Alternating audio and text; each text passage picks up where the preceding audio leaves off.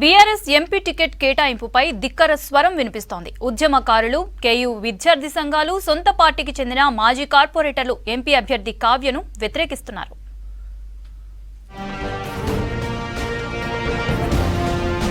Warangal parliament ticket ను ఉద్యమకారులకే ఇవ్వాలని, లేదంటే సిట్టింగ్ ఎంపీకే మరో ఛాన్స్ ఇవ్వాలని ఉద్యమకారులు, కేయూ జేఏసీ నేతలు, బీఆర్ఎస్ మాజీ కార్పొరేటర్లు మొదటి నుంచి కోరుతూ వస్తున్నారు. పార్టీలో సభ్యత్వం లేని వారికి, ఉద్యమంలో, పార్టీ కార్యక్రమాల్లో ప్రత్యక్షంగా పాల్గొనని కడియం కావ్యకు టికెట్ ఇవ్వొద్దని కేసీఆర్, కేటీఆర్ సహా జిల్లాకు చెందిన బీఆర్ఎస్ మాజీ మంత్రులు, ఎమ్మెల్యేలు, ఎమ్మెల్సీలకు వినతి పత్రాలు అందించారు. అయినా ఎవరూ స్పందించలేదు.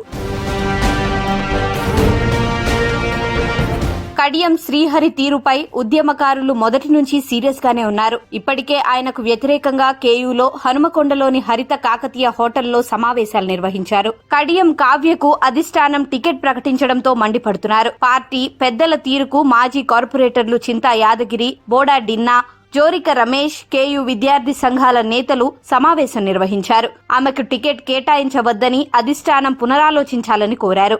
మరి మమ్మల్ని పార్టీ అధిష్టానం గుర్తించుకోకుండా ఈరోజు టికెటు మరి కడియం శ్రీహరి కూతురుకు కడియం కావ్యకి ఇవ్వటం అనేది మేము వ్యతిరేకిస్తాము. ఆమెకి బీఆర్ఎస్ పార్టీలో కనీసము ప్రాథమిక సభ్యత్వం కూడా లేదు. మళ్ళీ అలాంటి వ్యక్తికి ఈరోజు టికెట్ ఇవ్వటం అనేది యావత్ విద్యార్థి లోకము, యువత, మరి ఉద్యమకారులు, పార్టీ శ్రేణులు కూడా దీన్ని జీర్ణించుకోలేకపోతా ఉన్నారు. కడియం శ్రీహరి ఉద్యమకారులను కాదని తన కూతురు కోసం అందరినీ బ్లాక్మెయిల్ చేసి టికెట్ ఇప్పించుకున్నారని కడియం శ్రీహరిపై కేయూ ఉద్యమకారులు అగ్గి మీద గుగ్గిలమవుతున్నారు.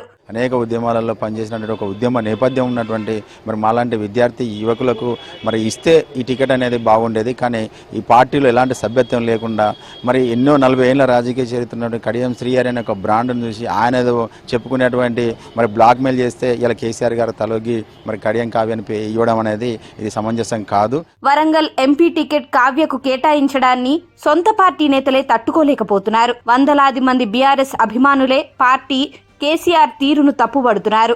అభ్యర్థి పేరును మార్చాలని డిమాండ్ చేస్తున్నారు.